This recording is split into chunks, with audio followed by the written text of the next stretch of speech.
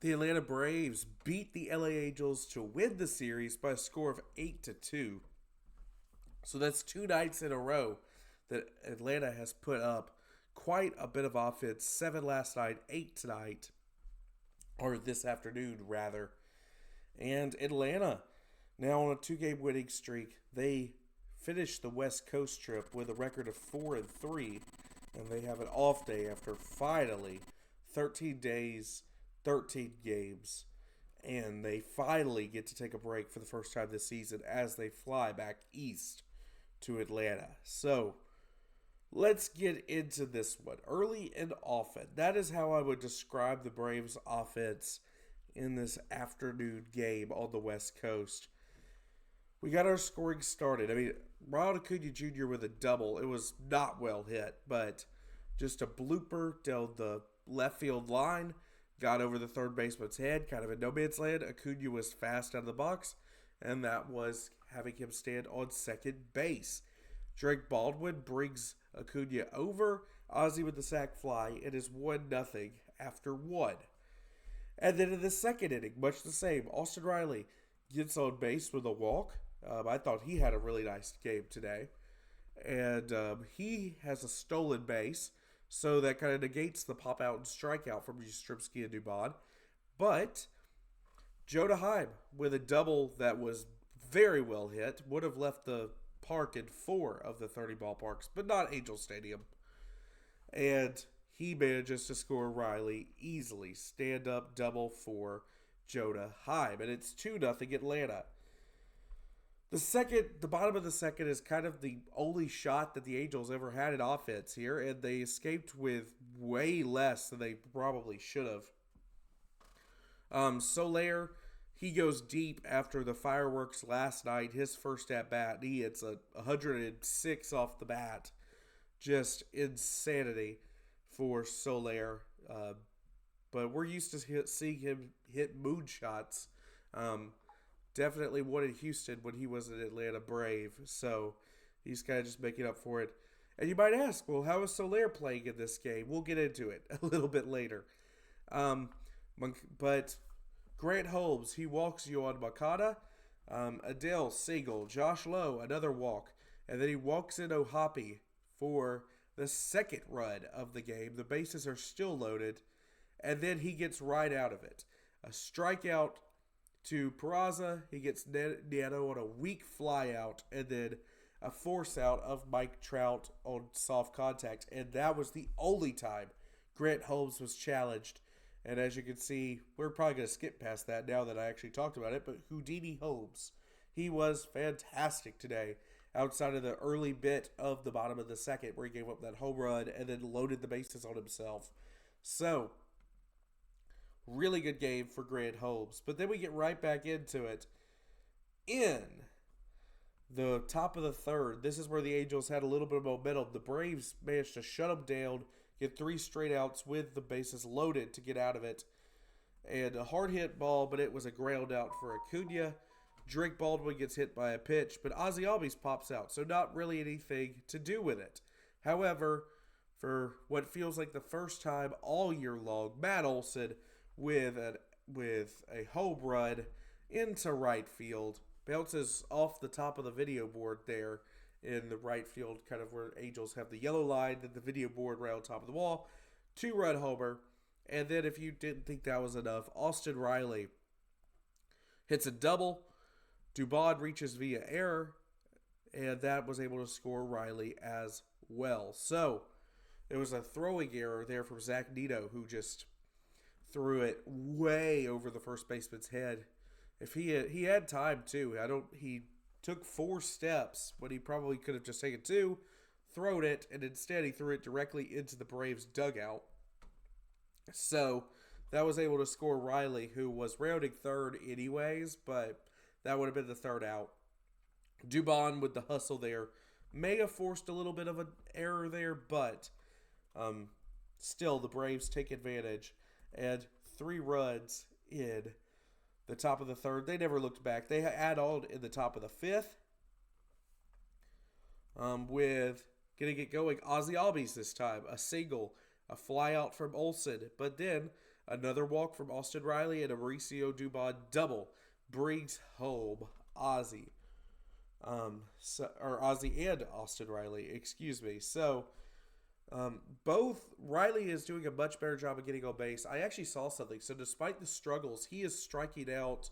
His walk to strikeout ratio is the best it's been so far in his career. So, if he can actually put together some at bats and get some power with his bat, then I think he'll be in a decent spot. And I've reason to believe this series in Anaheim, he has turned it around pretty well. Like, he reached base here today. He reached base 3 times. 1 hit, 2 walks with the 1 strikeout. I thought in the 9th inning of Game 1 of this series, he put together his best at-bat up to that point to draw a walk.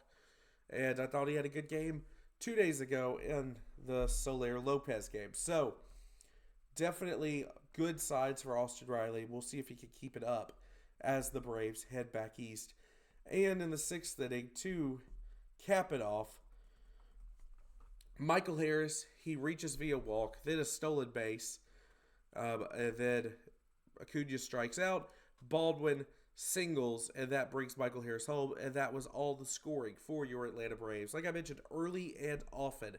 They did not go down 1, 2, 3 in any inning. They had a base runner in all 9 innings today.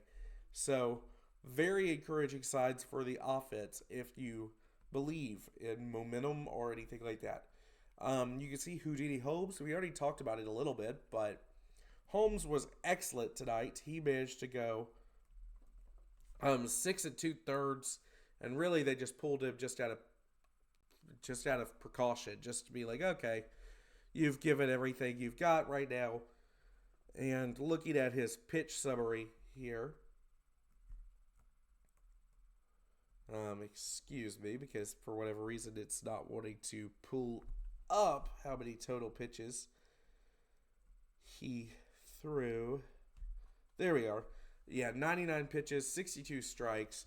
And like I said, the only time he ever really ran into trouble, it was a self-imposed trouble. Soler got him. That's going to happen to any pitcher.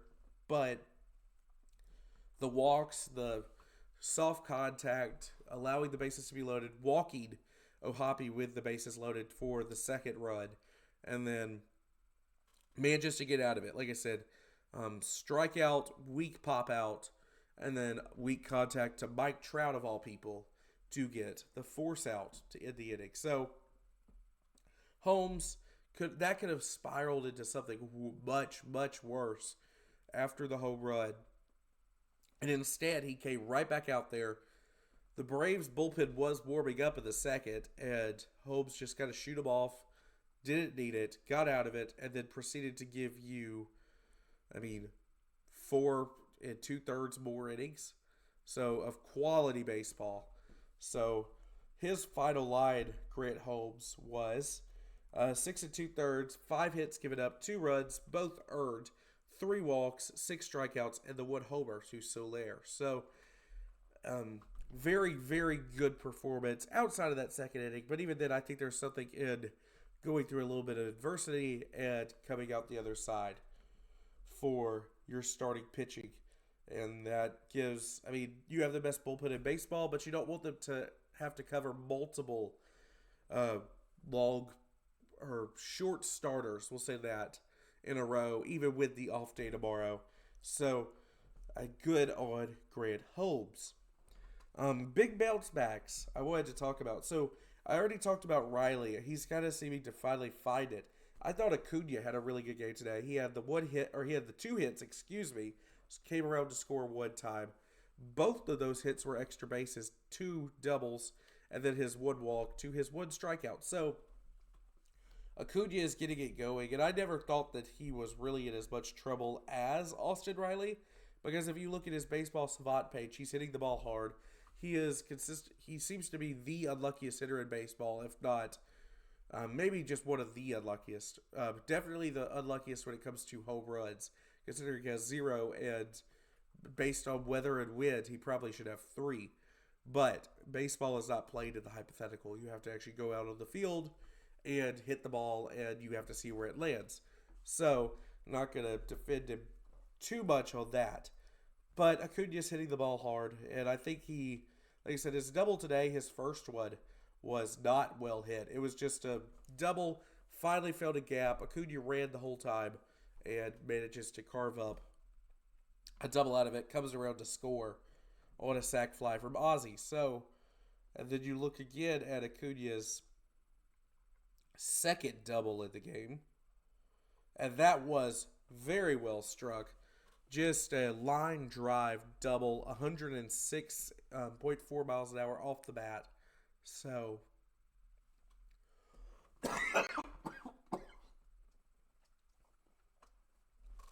and wow. Okay, so that did clear me up a little bit.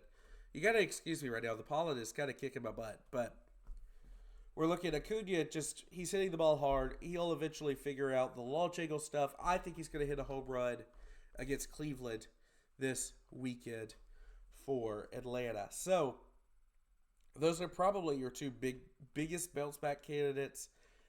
Everybody in the lineup today reached at least one time.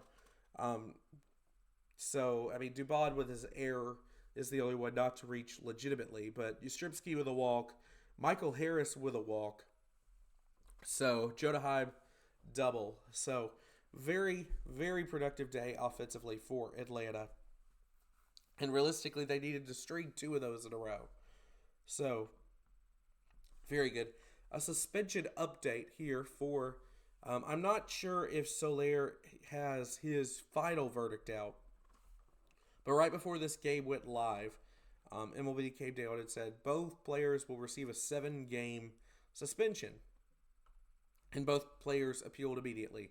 The Braves went with the quick just confirmation, quick appeal rather than going through the full process, which is I think what the Angels are doing for Soler. But Ronaldo Lopez, it gets 2 games shaved off of that, so only a 5-game suspension that he started yesterday during this game. So only 4 more to serve. And if you look at the Braves' rotation, they are not rushing back Spencer Strider, who is now throwing off a mound. He's throwing bullpens. He's got to do a live BP sometime this week. But that would have Atlanta returning. So Bryce Elder will get the start Friday night for Atlanta. Martin Perez, Chris Sale. And then you have to look at, there's one more game. So maybe that is where you call up someone like a J.R. Ritchie or a Didier Fuentes for a spot start.